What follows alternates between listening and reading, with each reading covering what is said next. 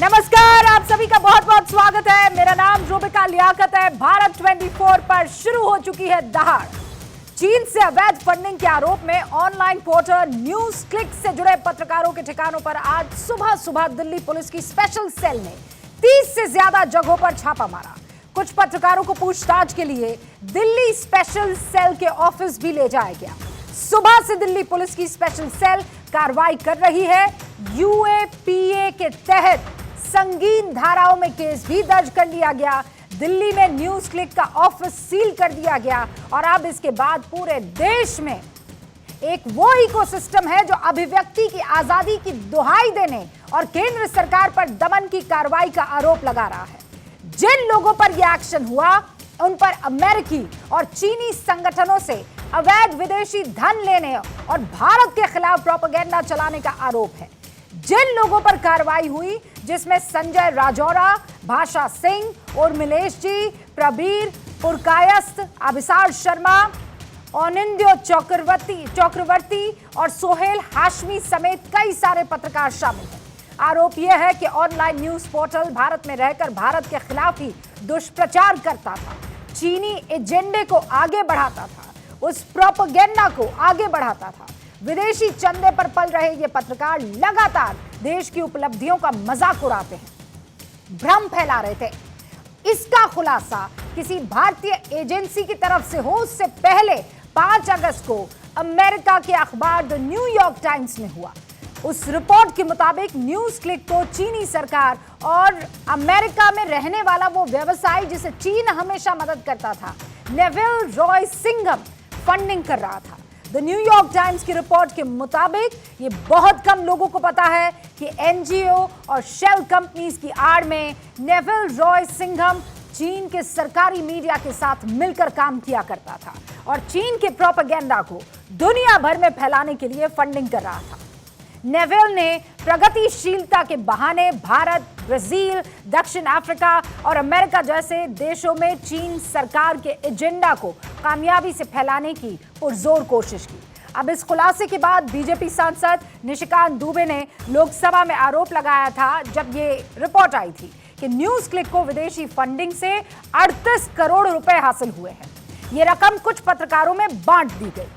The New York times की report के बाद दिल्ली पुलिस ने न्यूज क्लिक के खिलाफ केस दर्ज किया। विपक्ष आरोप लगा रहा है कि यह केंद्र सरकार की तानाशाही है। कुछ संगठनों ने इसे पत्रकारों के काम करने से रोकने की कोशिश बताया है। आज इसी पर वार पलटवार जो हो रहा है इस वक्त देश में, वो देखिए और फिर बहस।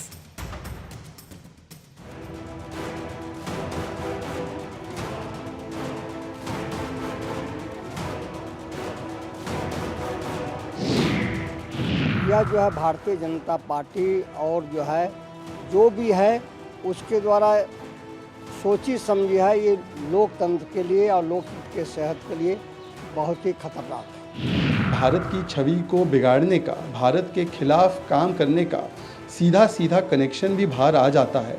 उसके बावजूद भी जिस प्रकार से कांग्रेस पार्टी आज इनके समर्थन में उतरी है, ये हैरानी की बात नहीं है। बहुत बड़ा प्रहार है लोकतंत्र के चौथे स्तंभ पे, पत्रकारों की स्वतंत्रता पे।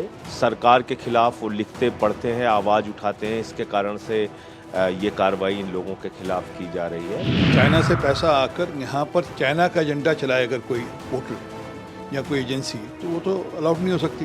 ये हमला क्या मीडिया के ऊपर है, फ्रीडम ऑफ एक्सप्रेशन के ऊपर है, और इसीलिए दुनिया के अंदर world freedom of press index में लगातार गिरावट होती जाती है। अगर किसी ने गलत किया है तो उसके ऊपर जांच एजेंसियां काम करती हैं। जांच एजेंसियां स्वतंत्र हैं, वो अपनी कार्रवाई नियमों को देखकर करती हैं। लगता है तानाशाही आ चुकी। तो सवाल ये कि क्या अभिव्यक्ति की आजादी के नाम पर देश विरोधी एजेंडा चलाने की आजादी या इजाजत किसी को दी जा सकती है? क्या विदेशी चंदे के जरिए देश के खिलाफ बातें करना पत्रकारिता है? जो लोग विदेशी इशारे पर देश को बदनाम कर रहे हैं, उनसे पूछताछ करना अभिव्यक्ति की आजादी का दमन कैसे? पत्रकारिता के नाम पर दोहरा एजेंडा चलाने की इजाजत क्यों मिलनी चाहिए, ये वो तमाम सवाल है जिसके इर्द गिर्द आज की ये बहस होने वाली है। शिवम त्यागी, भारतीय जनता पार्टी के राष्ट्रीय प्रवक्ता, हमारे साथ जुड़ चुके हैं। रामकृपाल सिंह साहब, वरिष्ठ पत्रकार, इस वक्त आपको स्क्रीन पर नजर आ रहे हैं। हमारे साथ यहाँ पर कन्हैया भिल्लारी जी भी हैं, वरिष्ठ पत्रकार। संगीत रागी जी, राजनीतिक विश्लेषक, पहली दफा भारत 24 के इस डिबेट में हिस्सा ले रहे हैं, स्वागत है। तौसीफ खान साहब भी हमारे साथ जुड़ चुके हैं, राजनीतिक विश्लेषक के तौर पर। प्रेम कुमार जी, वरिष्ठ पत्रकार, यहाँ स्टूडियो में हमारे साथ मौजूद है। शुरुआत प्रेम जी मैं आपसे कर रही हूँ, और इसलिए क्योंकि यहाँ पर बहुत से ऐसे लोग हैं जो ये कह रहे हैं कि ये पत्रकारिता अभिव्यक्ति की आजादी का हनन है। मैं कह रही हूं कि हनन कैसे है? ये आपने अपनी प्रस्तावना में ही बताया कि देश के खिलाफ विदेशी चंदे से अगर कुछ बोला जाता है तो वो गलत है। देश के खिलाफ बोलना, विदेशी चंदा वर्ड हो ना हो, देशी चंदे से भी अगर देश के खिलाफ बोला जाएगा तो गलत ही है, देश के खिलाफ। लेकिन क्या यही तो एस्टैब्लिश करना है? पहले हम कह रहे हैं कि चीन के ओर से चीनी प्रोपेगेंडा है, कुछ शब्द बनाए गए हैं, प्रोपेगेंडा और इस तरह के शब्द। अगर चीनी प्रोपेगेंडा है, यहाँ के पत्रकार चीन के इशारे पर काम कर रहे हैं, तो ये चीन का भारत के मामले में सीधा हस्तक्षेप है।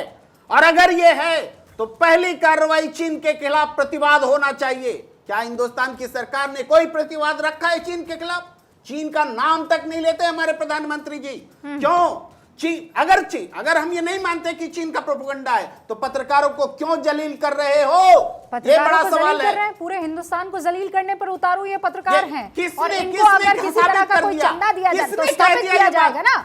जांच होगी ना प्रभु। कि पत्रकार जलील कर रहे हैं देश अरे को। भाई, कहां साबित हुई है ये बात? अरे बता दूं आपको, कितना साबित करने की जरूरत पड़ेगी? पूरे देश में वैक्सीन लगाई जा रही है, और ये तमाम जो बंधु हैं देश के खिलाफ। अरे भाई, आपको एक के बाद बता दीजिए देश के अरे खिलाफ। उनसे जुड़े पत्रकारों का एजेंडा बता रहे हैं ना आपको। अब ये बताइए, घर का भेदी लंका ढाने पर उतारू है, तो उसको आप किसी भी तरीके से उसका ट्रायल नहीं होगा। हाँ? पत्रकारिता अरे तो पत्रकारिता तो हित में भेद दिया होता है। अब एक सेकंड सत्ता के खिलाफ भेद अच्छा दिया अच्छा होता है। बहुत कायदे की व्यवस्था बात के खिलाफ भेद दिया प्रेम जी, होता है। बहुत कायदे की बात की। अब मैं ये कह रही हूं कि अगर मोदी के विरोध में बोलना अभिव्यक्ति की आजादी का हनन उसमें हो जाता है, तो प्रेम जी यहाँ स्टूडियो में क्यों बैठे हुए हैं?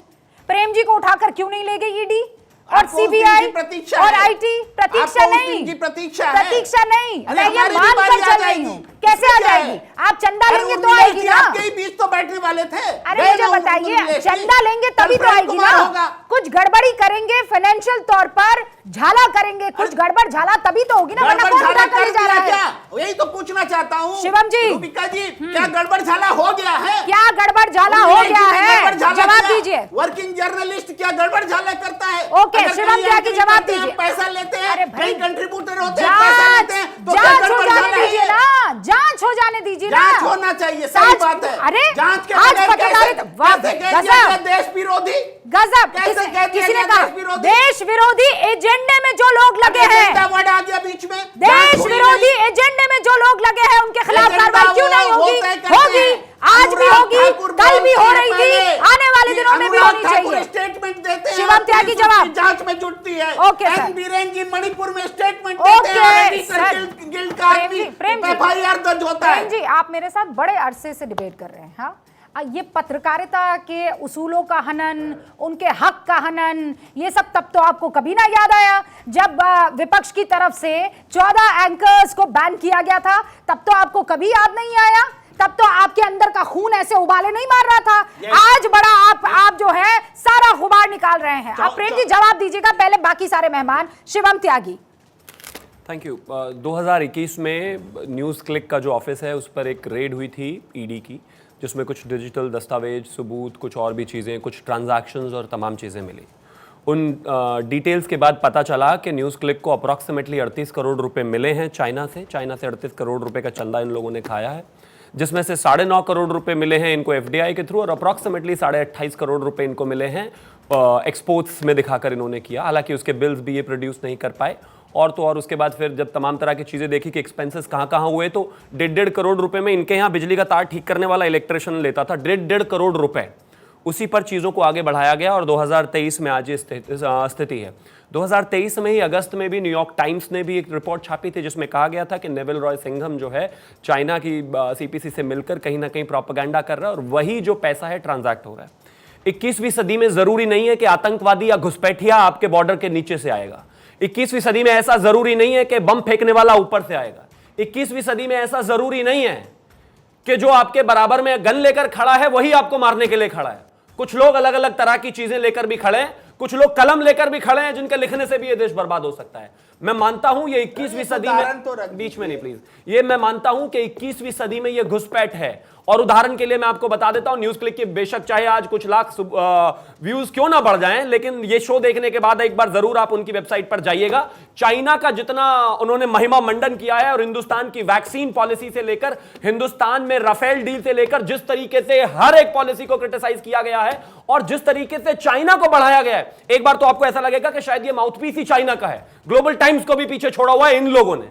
मैं प्रेम जी की परेशानी समझ सकता हूं क्योंकि न्यूज क्लिक से पैसे इनको भी आए। बनते हैं चाइना में, प्रधानमंत्री जी बोलते हैं जब देश में ना कोई घुसा है ना घुसा हुआ है, ये जरूरी है हस्तक्षेप। तब प्रधानमंत्री जी हेडलाइन बनते हैं, मत बोलिए, मेरी आवाज बोलते नहीं है। मैं मानता हूं आपके पास पैसा न्यूज क्लिक से डायरेक्ट आया है, आज आप में जोश ज्यादा है, आपका तो फाइनेंशियल लॉस हुआ है, जो बेचारे अंदर बैठे हैं उनको तो मिला, आपको लॉस हुआ और आप बचे भी बैठे हैं। तो अभी रुक जाइए ना, मुझे दर्द समझ में आता है। वर्किंग जर्नलिस्ट का मतलब नहीं, उसका भी लॉस होगा, अगर कंट्रीब्यूटर होगा उसका भी लॉस। अगर शाही की जगह खून से लिखोगे तो जवाब देना पड़ेगा जी। मैं कह रहा हूं ना, अगर शाही की जगह खून से लिखोगे तो जवाब देना पड़ेगा। प्लीज मुझे बीच में पूरा करने दीजिए, उसके बाद 2 मिनट आप दोनों रुकिए। मैं एक बार एक ओपनिंग रिमार्क सबसे ले लूं, मेरे 4 और मेहमान इंतजार कर रहे हैं और उसके बाद आप लोग आपस में डिबेट कर सकते हैं। एक बड़ा सवाल यही है तौसीफ खान साहब कि जांच हो जाने दीजिए, गंभीर धाराओं में केस दर्ज हुआ है, अगर दूध का दूध पानी का पानी हो जाएगा तो सबको क्लियर हो जाएगा कि कौन वेंडेटा के तहत कर रहा है और कौन जो है देश विरोधी एजेंडा चलाने के तहत पैसे लेकर देश को बदनाम कर रहा है। क्लियर हो जाएगा ना, पर जांच तो होने दें। नहीं, देश विरोधी या बीजेपी विरोधी, एक या सरकार के अंदर में करप्शन को एक्सपोज करने के लिए, ये बहुत सारे सवाल हैं। ऐसा नहीं है कि पुलिस ने अगर किसी के खिलाफ कोई केस दर्ज कर दिया तो वो जो है सच्चा केस होता है, ऐसा नहीं। आप कन्विक्शन का रेट देखिए, खुद ईडी के कन्विक्शन रेट को देखिए, ये हरासमेंट का तरीका होता है, आप और हम दोनों जानते हैं। अगर ऐसा नहीं होता, शायद अगर आप न्यूज़ क्लिक में रहते तो फिर आप एक बात बताएं कि क्या इससे अगर ये केस अगर जो होता है जर्नलिस्ट के खिलाफ, इसमें प्रेस काउंसिल ने भी कहा, क्या ये पूरे जर्नलिस्ट समुदाय के खिलाफ ये एक गलत एक्शन नहीं होगा अगर ये मासूम है, अगर ये इल्जाम सही नहीं है? तो इस पे कॉशन के साथ आगे चलना चाहिए, ना तो मीडिया ट्रायल होना चाहिए और ना ही जो जिस तरीके से रेड के वक्त में जो इलेक्ट्रॉनिक्स को, गैजेट्स को जो कॉन्फिस्केट किया गया, उसका उन्हें हार्श वैल्यू भी नहीं दिया गया।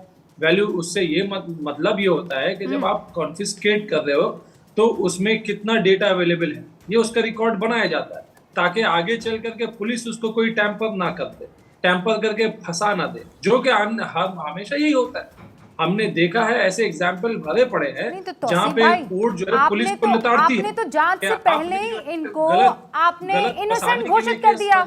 आपने तो ये शक जाहिर कर लिया कि हमारी पुलिस, हमारा सिस्टम पूरी तरह से करप्ट है और ये बड़े पाक साफ है।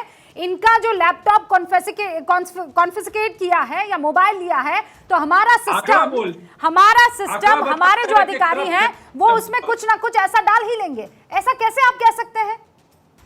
नहीं, आंकड़ा बताता है, कोर्ट के नतीजे बताते हैं कि पुलिस क्या सिस्टम क्या करप्ट है। बहुत सारे फॉल्स केसेस लगते हैं, हरासमेंट के लिए लगाए जाते हैं। सिस्टम करप्ट, सरकार करप्ट, बीजेपी करप्ट। अगर कोई करप्ट नहीं है तो ये मासूम भोले चीन के चंदे के आरोप में गिरे हुए पत्रकार हैं, है ना? रागी जी, सुना आपने? देखिए रूबिका जी, चाइना सिर्फ भारत के अंदर नहीं, अमेरिका और ब्रिटेन के अंदर भी एक बुद्धिजीवियों का एक बहुत बड़ा वर्ग खड़ा किया है जो उनके खिलाफ काम करने के लिए है। और एक बार तो न्यूयॉर्क टाइम्स ने लिखा भी था कि some of the universities of United States of America have turned out to be the anti national nurseries. वो भारत की पत्रकारिता में भी घुसे हैं और भारत के विश्वविद्यालयों में भी उनका प्रवेश है। आप देखेंगे कि बहुत बड़े बड़े रिसर्च जो थिंक टैंक हैं उनमें उनका पैसा लगा हुआ है। जो स्कॉलर हैं वो हायर करते हैं, उनको प्रोजेक्ट देते हैं, उसमें पैसा लगाते हैं और वो चाइना के एजेंडे पर काम करते हैं, फॉरेन पॉलिसी को लेकर के काम करते हैं और आपके देश के खिलाफ भी काम करते हैं। रही बात इस मुद्दे को लेकर के, देखिए न्यूज क्लिप के कल जब भी एक भी घटना घटती है यहाँ पे और जब न्यूयॉर्क टाइम्स छाप देता है तो यही कांग्रेस पार्टी और यही कांग्रेस पार्टी के प्रवक्ता और सारे बौद्धिक वर्ग एकाएक टूट पड़ते हैं। अभी हमने सुना ये सीताराम येचुरी का, देखिए ये जो फ्रीडम इंडेक्स है उसमें भारत कहाँ नीचे है, ये किसकी रिपोर्ट है? मैं एक बार ऑस्ट्रेलिया में मैंने एक प्रोफेसर से पूछा ये कहाँ से आप लाते हैं डेटा, तो कहा ऐसा हेडलाइंस मैंने अखबारों में, भारत के अखबारों में पढ़ा है। यदि मैं अमेरिका और ऑस्ट्रेलिया का आकलन उसी हेडलाइंस के आधार पर कहूं तो वो कह देंगे कि देखिए आपका रिसर्च खराब है, आपकी मेथोडोलॉजी खराब है। भारत के चुनिंदा पत्रकारों, भारत के चुनिंदा बौद्धिक वर्ग ये इस देश के खिलाफ काम करते हैं, इसमें कोई दो राय नहीं है। और वो एक एजेंडा चलाते हैं, भारत की संस्कृति के खिलाफ एजेंडा चलाते हैं, भारतीयता के खिलाफ एजेंडा चलाते हैं और इस भारतीय संस्कृति और भारतीयता का संबोधक राजनीतिक क्षेत्र में भारतीय जनता पार्टी करती है। भारतीय जनता पार्टी का सबसे ज्यादा प्रतिनिधि मंडल गया चाइना में।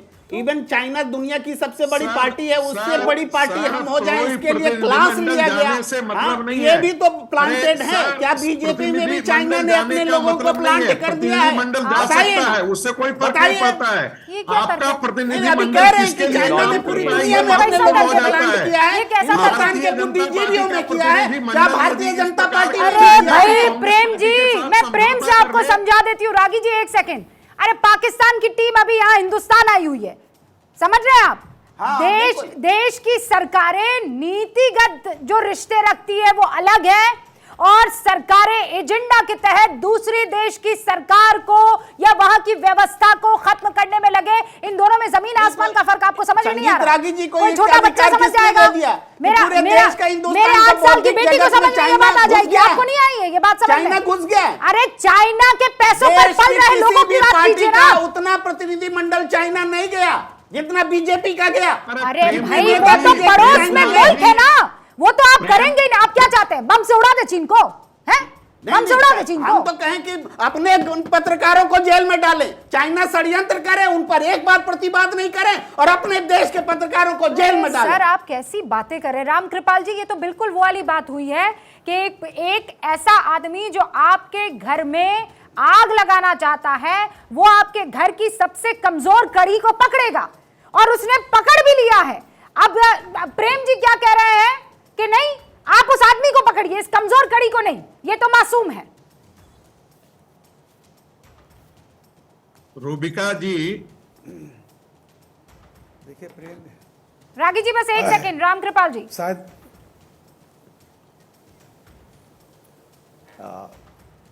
रूबिका जी देखिए ये जो बहस है, जो आज की घटना है, मुझे भी पता चली है और मैं पत्रकार हूँ, संपादक रहा हूँ।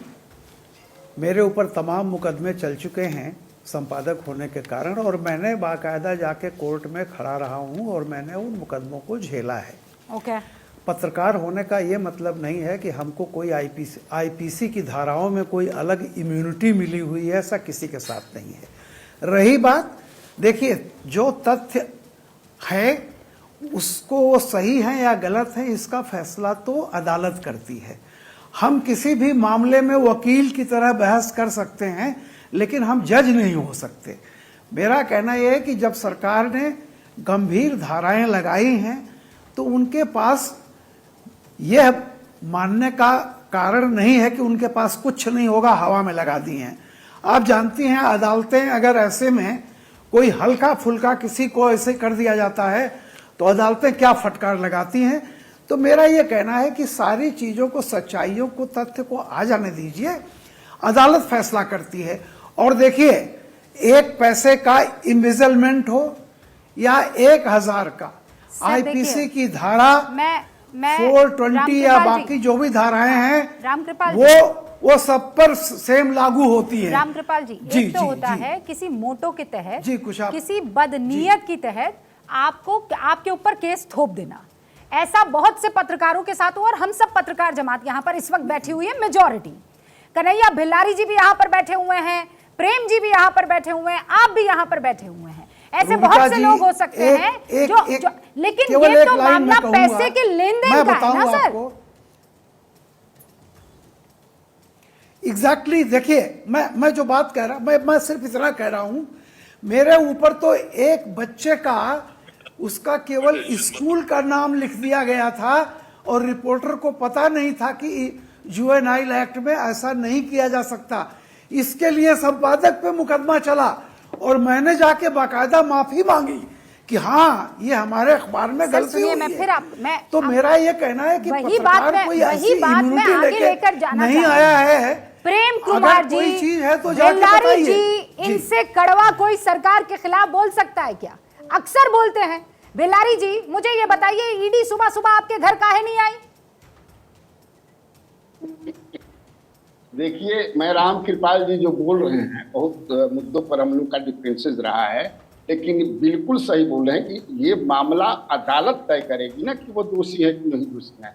अभी हम चूंकि उर्मिलेश को मैं जानता हूँ, उर्मिलेश हमारे साथ यहाँ रहे हैं पटना में, I know him very well, इसलिए अभी कह देना। अब मान लीजिए कि हम आपको लेकर के 2013 में चले जाएं, जब आरकेसी होम सेक्रेटरी हुआ करते थे, उन्होंने कह दिया कि 10 आतंकी जो पकड़े गए उनका लिंक जो है आरएसएस से है, तो उस पर हम मान लें कि आरएसएस का लिंक है। न्यूज लॉन्ड्री के केस में अदालत ने क्या कहा? आरोपित व्यक्तियों द्वारा किसी प्रकार की आपराधिक साजिश नहीं रची गई। क्या हुआ? तो हमको लगता है कि बहुत मैंने उस पर जल्दीबाजी में ये आरोप लगा देना कि ये चीन के एजेंट हैं, इनका एजेंट है, उनका एजेंट है, ये तो अभी लग रहा है कि जो भी पत्रकार सही से पत्रकारिता करेंगे, पत्रकारिता सही का मतलब हमारा ये काम है कि व्यवस्था के खिलाफ, व्यवस्था में जो गड़बड़ियां अच्छा हैं, सर, एक सेकंड, उनका कमिटमेंट उनका होता है कि हम आएंगे। ये क्या बात है? एक सेकंड बेल्लारी जी, आप कोई बहुत अच्छा काम कर रहे हो और आप सरकार हो, और मैं ये कहूं कि नहीं अच्छा काम कर रहे हैं तो क्या हुआ? पत्रकारिता तो है कि आपके विरोध में जाना है। अरे ये कोई तरीका होता है क्या सर? अच्छा काम कर रहा है तो सामने वाले को क्यों अब जबरदस्ती आप लोगों को टांग अड़ानी है कि नहीं अच्छा? नहीं, क्योंकि हम तो विरोध में ही आएंगे, हम तो विरोध ही में आएंगे। ये क्या बात हुई सर? सच बताइए ना, कोरोना के टाइम पर पूरी दुनिया किस तरीके के हालात से जूझ रही थी और हिंदुस्तान उससे कैसे निकल कर आया है। आप चाहे माने ना माने, मोदी विरोध का मतलब ये थोड़ी है कि आप लोग ये देखने लगेंगे कि सरकार अच्छा काम नहीं कर रही है। कीजिए ना मोदी विरोध, मुझे तो कोई दिक्कत नहीं है। मेरा ये कहना है कि जो भी सरकार हो, चाहे यहाँ नीतीश की सरकार हो, वहाँ मोदी की सरकार को, उनका कमिटमेंट है ना, वो कहते हैं जनता से कि हम अच्छा काम करेंगे, नहीं किए हम वो दिखा रहे हैं कि आपका ये कहना सही है, मना थोड़ी किया किसी ने। शिवम क्या जी? ओके, देखिए बेल्लारी जी के हिसाब से कम रूबिका जी आप तो बिल्कुल अच्छे से काम कर नहीं रही हैं। सर्टिफिकेट ऐसे मिल जाता है कि पूछिए मत। और आप नहीं, देश के तमाम बड़े पत्रकार, चाहे वो आप हों, चाहे वो जितने भी सारे लोग हों, चाहे वो मनीष कश्यप हो, वहाँ पर कोई लोकतांत्रिक हनन होता नहीं है। चाहे इसके अलावा लोगों को बैन कर दिया जाए, नवेका जी को बैन कर दिया जाए, सुधीर जी को बैन कर दिया जाए, सुशांत जी को बैन कर दिया जाए, रूबिका लियाकत को बैन कर दिया जाए, राजीव राजभर को बैन कर दिया जाए। नहीं, आप अच्छे से काम नहीं कर रहे हैं, आपको बैन कर देंगे हम, क्योंकि आप देश के बारे में अच्छाई बताते हैं या देश की जो अच्छी चीजें हैं उनको बताते हैं। अगर देश की अच्छाई बताना गोदी है तो सिर्फ नफरत करना तो उससे भी बड़ी गोदी हो गई। और चाइना के साथ मिलकर काम करना तो मुझे लगता है राष्ट्रद्रोही हो गया। मैं फिर से वही कहता हूं, आप एक बात समझिए, एक किसी दूसरे देश में बैठे हुए व्यक्ति ने हमारे देश में कुछ लोगों को पैसा देकर बम फोड़ने के लिए हायर किया, और अगर वो पकड़ में आता है तो उसका क्या किया जाए मुझे बताइए? नहीं, हमें मत पकड़िए, उसको जो बाहर बैठा उसको पकड़िए। प्रॉब्लम ये है कि इनको समझने के लिए बहुत ज्यादा मेहनत करने की आवश्यकता नहीं है। न्यूज क्लिक की रिपोर्टिंग ही बता देगी आपको अपने आप को वो विरोधी है। और जहां तक बात रही कि ये ऐसे कैसे आप डिसाइड कर सकते हैं, इतनी जल्दी आपने कैसे तय कर दिया? बीबीसी के केस में भी सिर्फ यही हाल था। जब बीबीसी के ऑफिस को रेड किया गया तो इस देश की पूरी लॉबी खड़ी हो गई कि नहीं, ये तो पत्रकारिता पर हनन है, पत्रकारिता पर जो है चोट पहुंचाई जा रही है, क्योंकि बीबीसी भारतीय जनता पार्टी के खिलाफ लिखता है। है। आखिरकार में पता चला टैक्स चोरी की थी उन्होंने, शिवम जी, और वो साबित हो गई। कन्हैया बिलारी जी, शिवम जी, दोनों आप मेरी बात सुनिए, आप दोनों की बात सुनिए थी। मैं ये कह रही हूँ, अरे भाई, लेकिन उन्होंने मान लिया है, आपराधिक मामला है, इस बात को रिकॉर्ड कर रहे हैं कि हमने चोरी की है। आपराधिक मामला है, आपराधिक मामला है। जैसा आपने कहा कन्हैया बिलारी जी कि हो जाएगा दूध का दूध पानी का पानी, कोर्ट क्लियर कर देगा, कोर्ट की तरफ से सब चीजें हो जाएंगी। और सिर्फ एक आपके जानने वाले पत्रकार की बात नहीं है ना सर, कुछ तो ट्रेस मिला होगा ना। ईडी आपको लगता है ऐसे कम सिखिया लोग हैं कि उनको बस फोन आया होगा, हेलो भाई मोदी बोल रहा हूं मैं, और यहाँ पे हालात ठीक नहीं है, जाओ और फौरन जो है रेड कर दो। हाँ, ट्रेस होगा तभी तो किया है ना। अरे आपको इन्वेस्टिगेशन एजेंसी पर थोड़ा तो भरोसा होगा ना। थोड़ा सा 10 सेकंड दीजिए।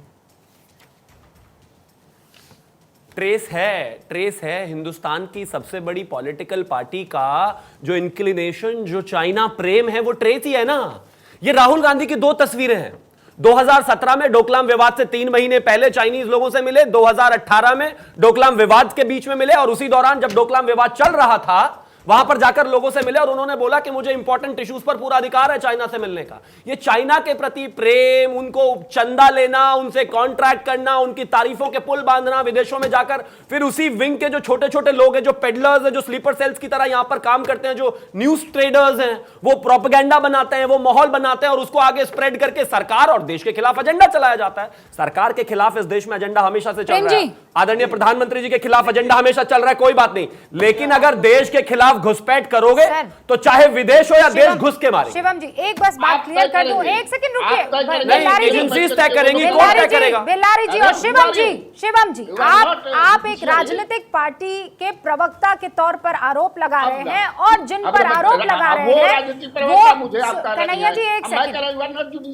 जी एक सेकंड मैं कुछ बात रखना चाह रही हूँ।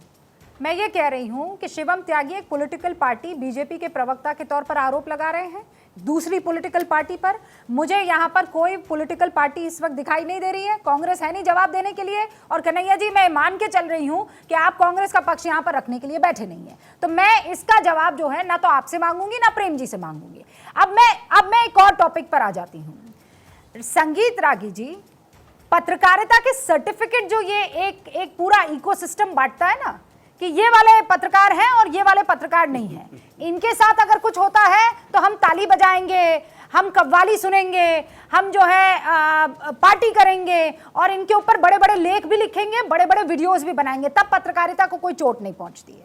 आज ओहो इतनी चोट पहुंची है पत्रकारिता को कि नील जमा हो गया ऊपर से लेकर नीचे तक।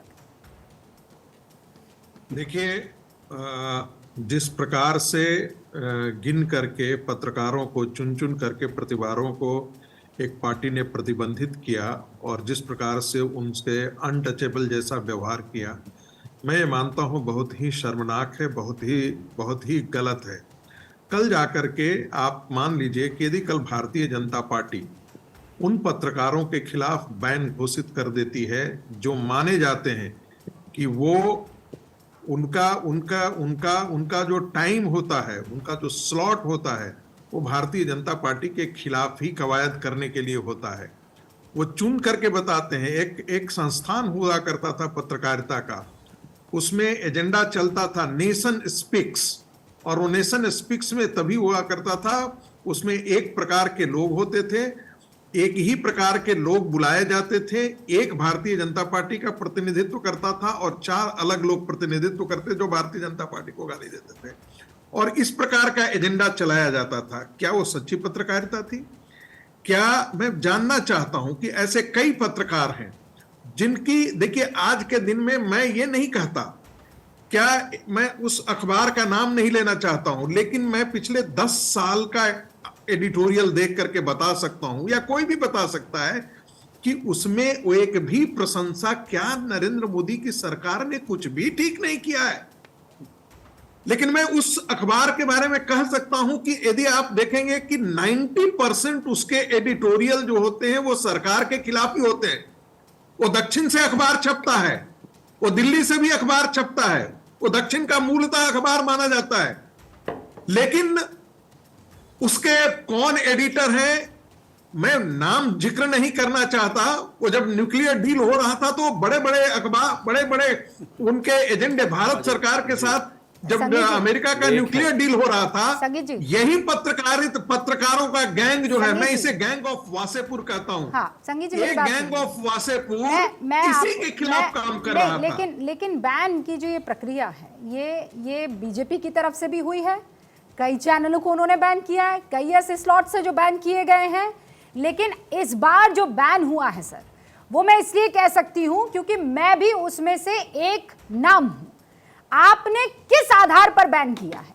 हवाई आपने अचानक आपको एहसास हुआ कि ये 14 तो हमें नहीं लगता है हमारा। आपने ना किसी, ये प्रेम जी हमारे साथ अक्सर बैठते हैं, ऐसा कब हुआ कि प्रेम जी के मुंह पर पट्टी लगा दी हमने? ऐसा कब हुआ कि कन्हैया भिलारी जी के मुंह पर पट्टी लगा दी? तौसीफ भाई अपनी बात नहीं रख सकते हैं? सबको सब रखने का हक है। लेकिन अगर उदयनिधि स्टालिन सनातन को डेंगी कहेंगे, HIV कहेंगे उनके राजा साहब, तो क्या उस पर डिबेट ना हो? ना करें डिबेट, और डिबेट करेंगे तो आपको लगता है कि हम आपके खिलाफ जा रहे हैं? रूबिका जी मैं 10 सेकंड अपनी बात खत्म करूंगा, 10 सेकंड में, ज्यादा नहीं लूंगा। कांग्रेस पार्टी और बाकी इंडिया के गठबंधन के हिस्से लोगों ने कुछ पत्रकारों को बैन किया है। मैं एक प्रेमाइस देता हूं, कल जाकर के भारतीय जनता पार्टी ये तय कर ले, भारतीय जनता पार्टी की सरकार ये तय कर ले कि ये पत्रकार हैं जो भारतीय जनता पार्टी के खिलाफ पिछले 20 साल से आग उगलते रहे हैं। वो जब कॉलम लिखते हैं तो वो भी उसमें आग उगलते हैं, जब टेलीविजन पर जाते हैं तब आग उगलते हैं। वो खिलाफ ही लिखते हैं, हम उनका बैन करते हैं। हाँ। तो क्या जाकर के जो पत्रकारिता के संस्थान हैं, मैं सबको इस सवाल के जवाब के लिए 30 सेकंड दे रही हूं। क्लब ऑफ इंडिया के लोग हैं, तौसीफ भाई, प्रेम जी आपका रुक करिए, तौसीफ भाई, उनके लोग जो हैं, क्या इसी प्रकार का रिएक्शन बोला जा रहा है ना? हाँ, लगातार संगीत जी ने भी कहा, वो शिवम जी ने भी कहा, बैन लगा दिया। तो बैन नहीं है भाई, बैन तो देखिए, ये बहिष्कार को बैन बोलेंगे क्या? अच्छा, बैन तो संस्थानें लगाती हैं। रूबिका जी प्रेम कुमार को बैन लगा सकती है ना? सरकार बीजेपी की सत्ता में है तो सत्ता बैन लगा सकता है। तो सर ये संस्था ही तो चल रही है, ऐसा ही तो लग रहा है ना? लेकिन अगर कोई लोग समझते हैं कि हम यहाँ नहीं जाएंगे, अरे हम सर, डिबेट में नहीं हिस्सा में लेंगे, तो ये बैन कहाँ है? और आप लोगों का बड़ा दिल है कि आप लोग आकर अपनी बात रख तो रहे हैं। बैन ही कहते हैं इसे, बताइए, इसे साफ तौर पर बैन ही कहते हैं। एक बार 30 सेकंड में तौसीफ खान को दे रही हूं और उसके बाद बाकी मेहमानों का रुख। तौसीफ खान, मैं ये कह रही हूं कि अगर आपको किसी की मुखालिफत, अरे भाई एक बार सवाल तो पूछ लेने दीजिए। 30 सेकंड आप ऐसे लगा देंगे तो तौसीफ साहब बोलेंगे कब? सवाल मेरा ये है कि अगर आपको मुखालिफत करनी है कीजिए, अगर आपको किसी का समर्थन करना है कीजिए, लेकिन जब आप दोनों करने का मूड और मन बना चुके हैं तो अपने आप को क्लीन भी तो रखिए ना, ईमानदारी से करिए। आप लोग जबरदस्ती का कुछ गड़बड़ी भी करेंगे, फाइनेंशियल तौर पर किसी दूसरे देश से पैसा भी लेंगे और आरोप आप पर लग जाएंगे, तो फिर खेला तो होगा ना? देखिए रूबिका जी, आरोप लगाना और इल्जाम साबित करना दोनों में बड़ा फर्क होता है, और ये तो हमारे देश का कानून ही है कि प्रिजम्पशन ऑफ गिल्टी जो है वो नहीं आप कर सकते, प्रिजम्पशन ऑफ इनोसेंस है। आपने बात किया चैनल को बैन करने का, तो देखिए मैं ये सारी बातें, पुरानी बातें उठाना नहीं चाहता। आप पूछ रहे हैं कि भाई क्या फर्क है, क्यों हमें बैन किया। पहला बात तो जो अभी आपके पैनलिस्ट ने कहा, बहुत सही कहा कि भाई 14 एंकर्स को बैन नहीं किए गए, उनका बहिष्कार किया जा रहा है कि हम अपने स्पोक्स पर्सन को पार्टी ने डिसाइड किया हम नहीं भेजेंगे। और क्यों नहीं भेजेंगे? आपने खुद ही ये इनवाइट किया। आपने कहा कि भाई अगर हम एक तरफा रिपोर्टिंग करते तो आप मेरे चैनल पे मत आइए, तो उन्होंने कहा हम नहीं आएंगे, आप एक तरफा रिपोर्टिंग करते हैं, यही वजह है कि वो नहीं आते। तो आप खुद ही सवाल करते हैं एक तरफा रिपोर्टिंग क्या होता है? तौसीफ भाई, एक तरफा रिपोर्टिंग तो तब होती जब मैं आपको बोलने ना देती, एक तरफा रिपोर्टिंग होती जब मैं आपको इन्वाइट ही ना करती। एक तरफा रिपोर्टिंग यहाँ पे तब हो रही है जब सरकार के प्रोपेगेंडे को, सरकार के नैरेटिव को चलाया जा रहा है, सरकार के नैरेटिव में सारे बात बोले जा रहे हो। और विपक्ष की बात को बोला नहीं जा रहा। आप देखिए रमेश, अभी देखिए बहुत सारी बातें हैं, मैं सारी बातों को उठा तो नहीं पाऊंगा, नहीं, टाइम बहुत लिमिटेड है। मैं एक एग्जांपल आपको देता हूँ कि प्रधानमंत्री इतने बिजी पर्सनैलिटी है, वो किसी को इंटरव्यू देते नहीं। एक मौका मिला था, आप जब आपके प्रीवियस चैनल में आप थी तो आपको मौका मिला था। सवाल किस तरह के उठाए गए, आपने सवाल किस तरह के पूछे, आपने पूछा क्या आप थकते क्यों नहीं, और वो तो मैं वापस पूछूंगी तो नहीं, तौसीफ भाई वापस पूछूंगी क्या?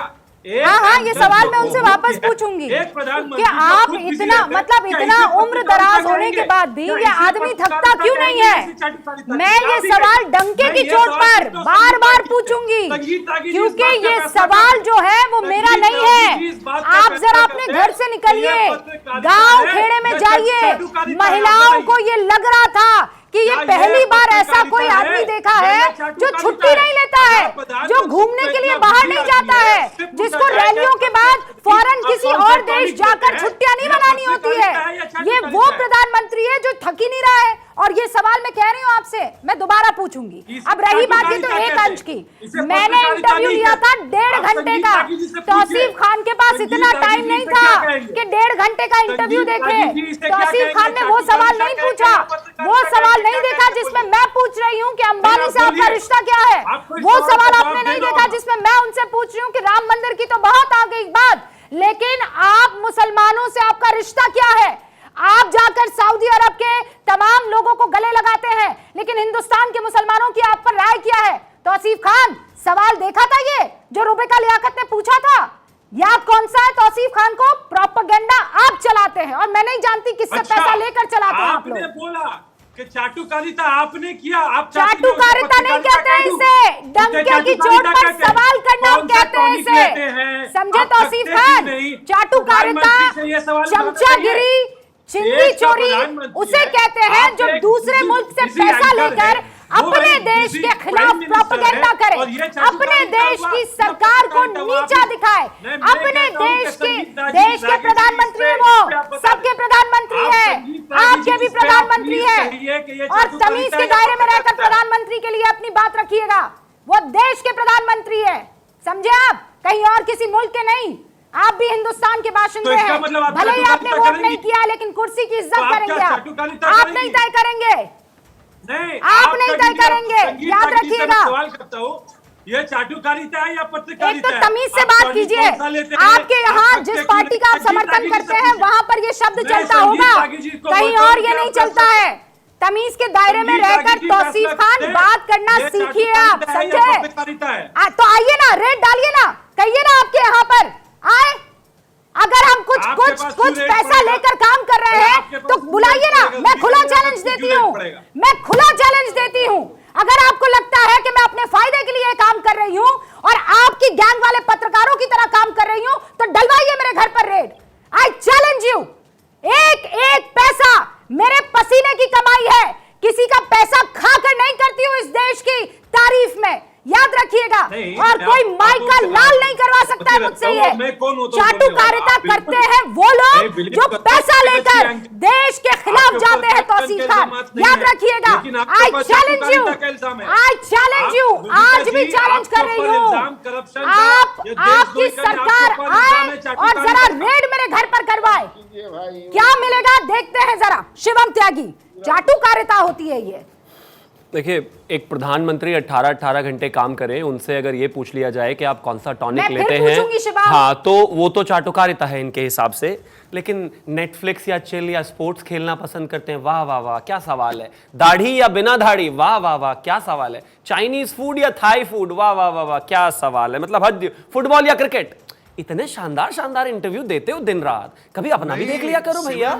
अब दूसरा, अब प्लीज बीच में, आपकी बहन आपकी शादी आप कब करने जा रहे हैं? ये प्राइम टाइम का डिबेट हुआ करता सर था। और भी है, रामनाथ और बताइए वाले सवाल आएंगे सर, सुन तो लीजिए सर, प्लीज सुन लीजिए। और इसके अलावा आप किचन में जाते हैं कि नहीं जाते हैं, प्लीज रोकिए ना। मतलब ऑफ कोर्स वो प्रधानमंत्री के कैंडिडेट है, पिछले साल से अब वोट नहीं ले पा रहे तो हमारी गलती है क्या? अब वोट तो ले नहीं पाते, सारा दिन तो विदेश में बैठे रहते हैं पूरे टाइम। अब नहीं बन रहे प्रधानमंत्री तो जबरदस्ती प्रधानमंत्री बना दे उनको। अपनी बीच में मत बोले। अब रिक्वेस्ट है मेरी आपसे, अब मेरी रिक्वेस्ट है आपसे। दूसरा, बैन यूपीए वालों के, बैन घमंडिया वालों के, बैन कांग्रेस वालों के खून में है। मैं एग्जांपल देता हूं 2-3। इस देश में ऐसा कभी नहीं हुआ। 2014 से पहले, बीच में मत, प्लीज रिक्वेस्ट है मेरी, मुझे बोलने दीजिए। मैं मैं स्पष्ट करूंगा आपको, रुकिए। बोलने देंगे तभी तो स्पष्ट करूंगा ना, रुकिए। वो इनके डीएनए में है। इस देश में 2002 के बाद मेरे देश के प्रधानमंत्री को डीडी न्यूज गुजरात ने 10 साल बैन रखा था। प्रदेश के मुख्यमंत्री होते हुए प्रदेश के चैनल ने बैन कर दिया था उनको पूरा 10 साल। 2014 से पहले डीडी न्यूज में कोई भी विपक्ष का गेस्ट नहीं जाता था, या तो सिर्फ पत्रकार जाते थे या फिर पार्टी का प्रवक्ता जाता था। 2014 में इसी देश के प्रधानमंत्री का जब इंटरव्यू डीडी न्यूज ने कर लिया तो उसको रोक दिया था। ये बैन है भाई, इसी प्रवृत्ति को बैन कहते हो। कैसी बात कर रहे हैं? तो आप 14 को क्या, ये 2400 को भी बैन करेंगे। अगर रुबिका लियाकत एक सवाल पूछ लेगी ऑपोजिशन की प्रवक्ता से या नेता से तो वो बैन है, गारंटीड है, क्योंकि खून में नहीं है ना, कॉम्पिटेंस तो है नहीं, जवाब देना बस की है नहीं, तो जाहिर है सबसे बेस्ट ऑप्शन क्या है, बैन कर दो। बात तो बोलिए नहीं, बोल दूं मैं सर, बोलने दीजिए ना, क्योंकि डीएनए जिनका खराब था। ये बीच में आप ये क्रिकेट मैच में बारिश आ जाती है, 5-5 सेकंड के लिए क्यों आते रहते हैं? बोलने दीजिए ना मुझे आप। एक सेकंड भाई, शिवम त्यागी 2-2 जगह पर दिख रहे थे, फिर कहेंगे आप लोग कि रुबिका जी शिवम त्यागी एक आते हैं लेकिन दिखाती 2-2 बार है, तो दिखेंगे ही। रुबिका लियाकत जो है बायस्ड है। अब एक चीज बताइए रुबिका जी, आज एंकर बैन किए, कल इन्होंने कह दिया हम इलेक्शन नहीं लड़े, तो हम क्या इलेक्शन लड़ने नहीं जाएंगे? हम तो लड़ेंगे जनता के बीच में, फिर से जीत जाएंगे। अब विड्रॉ कर लें कल तो हम क्या करेंगे? हम ये थोड़ी ना देखेंगे ये कांग्रेस ने विड्रॉ कर लिया चुनाव से तो हम भी नहीं लड़ेंगे। हमें तो लड़ना है, हमें तो चुनाव आना है चैनल पर और बात रखनी है अपनी पार्टी की। रामकृपाल जी, मुझे तो याद है मेरे बड़े बड़े सीन आपके टाइम के जो सर, आपने मुझ पर क्यों, आप सुनिए ना, मैंने आप पर बैन नहीं लगाया रामकृपाल जी, मैंने आपके मन की बात सुन ली, मैंने आप पर बैन नहीं लगाया, लगा दिया। मैं नहीं लगाया सर। यहाँ पर जो है तौसीफ भाई और मेरे बीच में इस बात को, आज तौसीफ भाई के अंदर का खून जो है उबल रहा है ना, उनके वाले तमाम पत्रकार पैसे लेते हुए पकड़े गए हैं। देखिए, तो मैं उनको ये कह रही थी कि आप ऐसा कीजिए कि जब आपकी कभी सरकार आए। हाँ बोलिए सर, बोलिए। नहीं, मैं सब सुन रहा था, मैं केवल यही कह रहा हूं कि देखिए, मैं छोटे मुंह बड़ी बात होगी, मैं करीब 40 साल पत्रकारिता में गुजारा हूं और बहुत आधा समय मैं संपादक ही रहा हूं। इस स्तर की इतनी गई गुजरी बहस और इस लेवल का जिस तरह के तर्क दिए जा रहे हैं, मुझे खुद इस बात का दुख हो रहा है। हम लोग इमरजेंसी में भी वो चीज़ करते थे, बहुत सारी चीज़ें क्या निकालते थे, किस तरह की बातें करते थे, राइट भी होते थे, लेफ्ट भी होते थे, सब लोग मिल करके, लेकिन कभी इस तरह का नहीं देखा। और मैंने कभी ये नहीं देखा कि पत्रकार हमेशा कटघरे में खड़ा रहता है। मैं अपने जीवन में कितने मुकदमे लड़ चुका हूं, मैं तो कभी किसी से कहीं कुछ छपा भी नहीं होगा। मैं नवभारत टाइम्स का संपादक था, मेरे ऊपर इतने केस चले हैं, जाकर के अदालत में खड़ा रहा हूँ और ऐसे मानहानि के केस, पैसे ले लेते तो ऊपर भी लग जाता। ये कौन से पत्रकार हो गए? पैसे नहीं लिए ना, पैसे ले लेते तो लग जाता। पैसे आप लिए कि न्यूज क्लिक से पत्रकारिता की दुहाई भी देंगे। न्यूज क्लिक से पैसे लिए कि नहीं लिए आपने? न्यूज क्लिक में अब बताइए, ये यूएपीए के सबसे स्पेशल कैंडिडेट तो हमारे बराबर में ही बैठे हैं, मुझे समझ में नहीं आ रहा एजेंसीज इतना ढीला रवैया क्यों रख रहे हैं? नहीं, ये गलत बात है। न्यूज क्लिक से पैसे लेंगे, देश के खिलाफ एजेंडा चलाएंगे, विदेशों की वाहवाही करेंगे, देश को नुकसान पहुंचाएंगे, देश में घुसपैठ करेंगे और उसके बाद कहेंगे नहीं ये तो पत्रकारिता का हनन है। जब वो अडानी का नहीं है, करना पड़ेगा। प्रेम जी, पैसा मैं मानता हूँ बहुत पैसा दिया न्यूज क्लिक ने आपको, लेकिन देश है ये, यही रहते हैं आप, यही का रहते हैं, यही खाते हैं, यही रहते हैं, यही का रहना है आपने। तो भैया जो पैसा वैसा लिया है वापस दे दो उसको, अभी भी समय है, वापस दे दो। आप ही ने सारी बात क्लियर कर दी है प्रेम जी, आपने सब कुछ क्लियर कर दिया। बहुत अच्छी बात। मैं बताती हूँ कैसे क्लियर किया। आपके ऊपर रेड क्यों नहीं पड़ी? सीधे रास्ते से आपने पैसा लिया, कोई गबन नहीं किया, ये मैं मान कर चल रही हूँ, वरना ईडी आपको भी उठाकर ले गई होती। प्रभु हम ना फिर आपसे बात कर पा रहे हैं, इंतजार नहीं है। मैं ये कह रही हूँ कि आपसे ज्यादा मुखर और प्रखर कौन इस सरकार की आलोचना करता होगा? बताइए, आपके ऊपर रेड क्यों नहीं डाली गई? इसलिए नहीं डाली गई है क्योंकि आपने तो न्यूज क्लिक के लिए बकायदा आर्टिकल भी लिखे हैं कि नहीं लिखे? लिखे ना, तो फिर आप पर रेड क्यों नहीं पड़ी? बताइए अभी समय लग रहा मैं है। तो क्यों कह रहा नहीं हूं कि पड़ी? इंतजार है क्या आपको? इंतजार नहीं, उर्मिला जी- सरकार उन लोगों नहीं, के खिलाफ उर्मिला जी कार्रवाई को भी कर मैं रही जानता है हूं, जो भाई भाषा लोग सिंह जी को भी जानता अरे हूं, सर सबको आपने मैं खुद ही जानता बता हूं। दिया है, अब मैं क्या सबको मैं करूं? जानता हूं। खुद ने लेकिन- आपने न्यूज क्लिक के लेकिन ऐसा नहीं आर्टिकल है लिखे हैं, कि सबने- आपके पास भी उसका पैसा आया है, लेकिन सरकार ने आपके ऊपर रेड नहीं डाली है क्योंकि वो पैसा आपने साफ तौर पर कमाया होगा। 1.5 करोड़ का इलेक्ट्रिसिटी वाला मामला, प्लम्बर वाला मामला नहीं दिखाया होगा उर्मिलेश जी। बहुत बहुत देशद्रोह शुक्रिया। बड़ा आरोप होता है रूबिका जी। हाँ तो चीन से वो पैसा 1.5 करोड़ वाला लेकर इलेक्ट्रिशियन अब प्रेम जी के घर भी आया था। सरकार की तो आलोचना चीटिंग कर करेंगे सकता है, लेकिन तो फिर देशद्रोह का देशद्रोह का आरोप बर्दाश्त लगेगा ना करने लायक सर। नहीं। देखते रहिए भारत 24।